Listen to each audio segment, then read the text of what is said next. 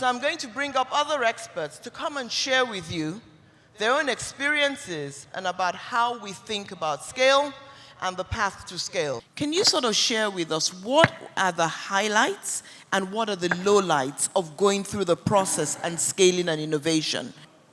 The highlights of building in this current world is, it's like a high.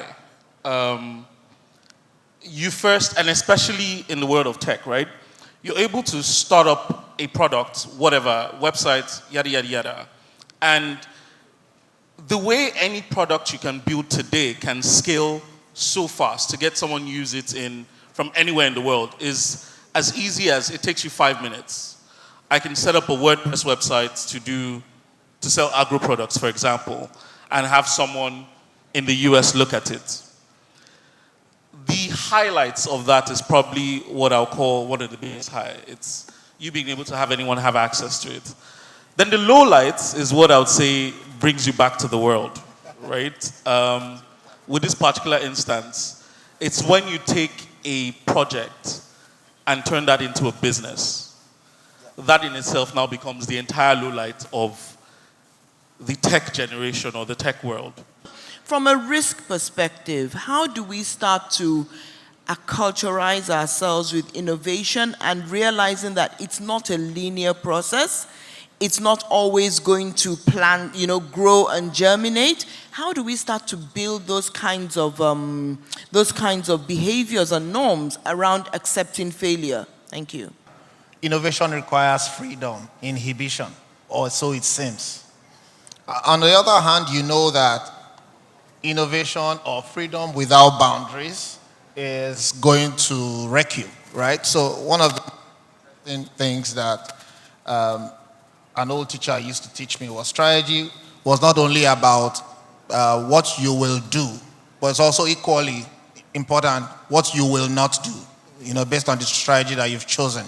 And to a large extent, it's important that you have a lot of clarity in your risk framework, in how you want to build, what you want to build, what your destination is, how open is your process, what are your boundaries.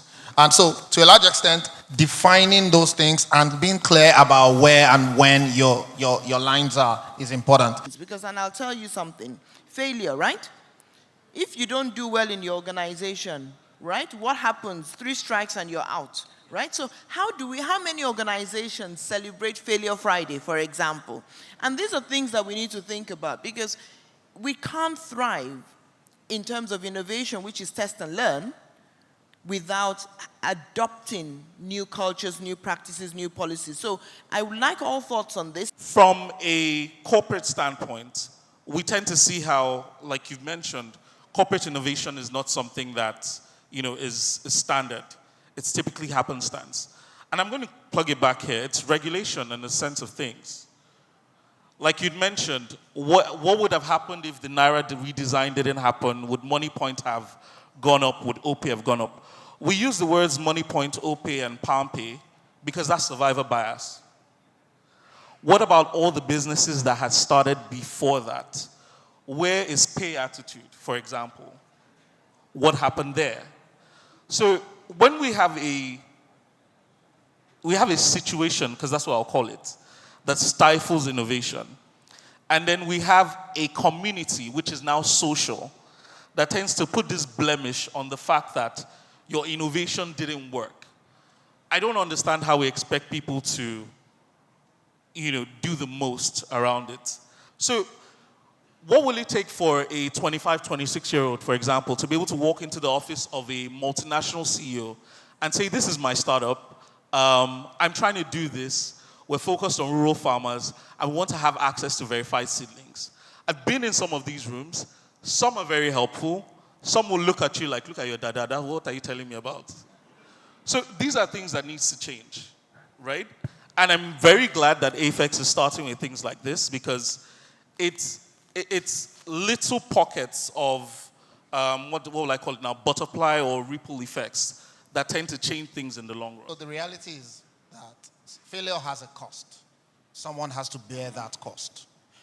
So we can be romantic and all that around it, but it comes at a cost. At the end of the day, we live in an environment where you do not have the safety nets, the social safety nets.